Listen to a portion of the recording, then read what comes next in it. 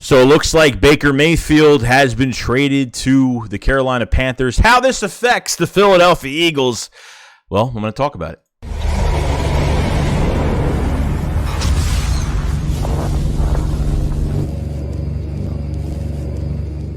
What is going on, guys? Your boy Joey SHAKESQUAD coming, guys, with a video right now. So I hope everyone enjoyed their July 4th weekend. I hope everyone is settled in and a few more weeks till training camp. But some news for the Philadelphia Eagles involving this, very importantly, is Baker Mayfield being traded to the Carolina Panthers. Okay, now it was a 5th-round conditional pick for 2024, which we all know. And this is Sam Darnold still on the team. And this is, a team that traded for Sam Darnold, gave up a lot of picks. They gave him a good amount of money. And I think he's getting paid $16 to $18 million this year, which is kind of crazy, unless I'm wrong. I think I already read the contract already, so that contract is already a fail as of right now. Or they could have brought Cam Newton back. It seemed like that was almost promising that they were going to do that, and then I guess they said, you know what, we're going to trade for Baker Mayfield. The rumors have been there all offseason. Deshaun Watson from the Browns probably going to get suspended for 6 to 8 games a year. I don't know what the hell's going on with that as of right now. But very importantly for the Philadelphia Eagles, the NFC South, okay? And this is where the Saints are in the same division. Now, you have Baker Mayfield as the Carolina starting quarterback. You have DJ Moore. You have Robbie Anderson. I mean, great wide receivers. You have Christian McCaffrey, very healthy. So I think this offense, I'm not saying they're going to win, the NFC, going to get to the NFC Championship game, but I think they have 8 or 9 wins under their belt with this offense. I think they could play really well. I think Baker Mayfield is an upgrade. I'm not saying I think it's a big upgrade. I don't think it's anything, he's just a little bit better than Darnold. I think he's a pretty big upgrade for that offense right now to see what he's going to look like. So it's going to be really interesting because guaranteed you can have 4 losses for the Saints already. That Saints schedule is not looking too good. And that first-round pick we have. Okay, last year I was following the Colts and Carson Wentz's snap count. This year maybe following the Saints. Okay, and how many losses? Like a lot of people say it's a top 10 pick. I'm like, it might not be. They might win 7 games, maybe 8 games. They'll give us maybe a top 15 pick at most, maybe. Okay, and this really revolves around Jalen Hurts. Not just Jalen Hurts, but Shane Steichen, Nick Sirianni, because it's all about play design and making sure that Jalen Hurts is, going to take a big step forward this year in 2022. Okay, I think with Jalen Hurts coming into this season, the Eagles put a lot of weapons around him. And I think at least I'm saying with A.J. Brown being involved now, Quez moving to the inside, Miles Sanders has a chip on his shoulder for a big year this year with a very good running back room. And, some guys that we have to see what we have as long as Jalen Reagor doesn't hit the field, Zach Pascal. You have a lot of guys in this offense. I think a top 3 offensive line in the league going to this year. So it's going to be very interesting. Now, like I said, Jalen Hurts is going to be the main factor of where these draft picks are going to go. The Eagles have 2 first-rounders, one of them from the Saints, and a second-rounder next year, okay?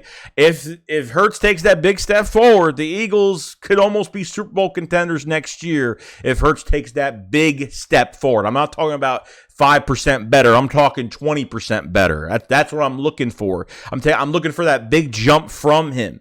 So I know it's just a trade, and everyone say, well, the Baker Mayfield trade, it's not really a big deal, but really it is because NFC South, same division as the Saints. Saints need to lose a lot of games. Very hard, very tough schedule for the Saints this year. And I'm excited. I want that pick. I want a big pick from the Saints, and I hope we get an early pick from them. I just hope that, in the back of my head, all I'm going to think about is every time Jalen Hurts, messes up a pass, and I'm thinking, man, I really hope we don't have to give up picks to get a quarterback next year, because I don't know what the Eagles are going to do next year. I have no idea until I know at the end of this year that I could give a review on Jalen Hurts and has he done enough to be the franchise quarterback and get paid. Look, I got no problem with his mentality, his effort, what he's done this entire offseason. It's not his fault he was drafted here, so I can't be mad at him. He can only take us as far as he could take us at the end of the day, okay?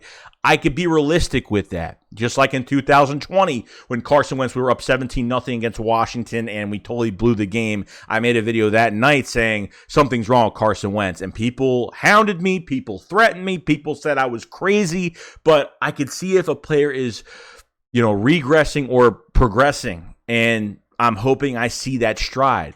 The Eagles got to play Jalen Hurts in preseason this year. And they're not going to. They take those scrimmages so damn seriously where they're not tackling Jalen Hurts. It's not live tackling. It's just they're letting him throw every single pass.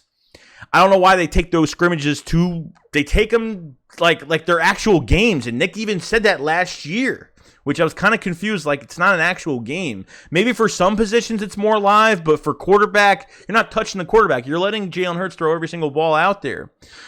So, and you're not putting much pressure. Those defensive linemen giving up after a few seconds, it's a big deal. But I feel like with Jalen Hurts going in the preseason, they're going to plan for a couple series in that first game, and that's it. He's going to have literally like a month off. I'm not saying he's not going to work or do anything, but, live is live. Practicing with your own guys without defense that's it. That's all you really have there. So, other than that, it's pretty much it. Let me know what you guys think about Baker Mayfield being the quarterback for Carolina. Do you think that makes a big difference in that division? Obviously, with the Falcons are rebuilding right now. Tampa is going to look to come back for another Super Bowl. Seems like it's going to be Tom Brady's last year, in Tampa Bay, and I think it's because he's going to be a commentator next year, whatever.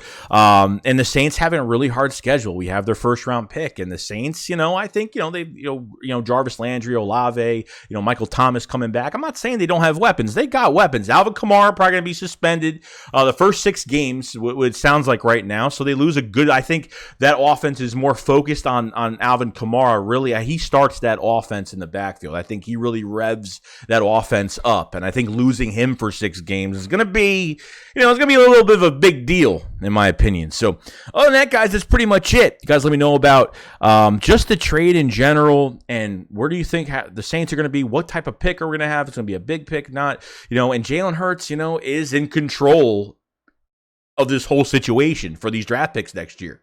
Because, this year with these quarterbacks, it was a lot different this past draft. Next year, you actually have good quarterbacks coming out, and it's going to cost you a lot to move up because more teams want to really trade back this past year, to get players down, down in the rounds. So it should be interesting. Other than that, guys, I will see you guys on the next one.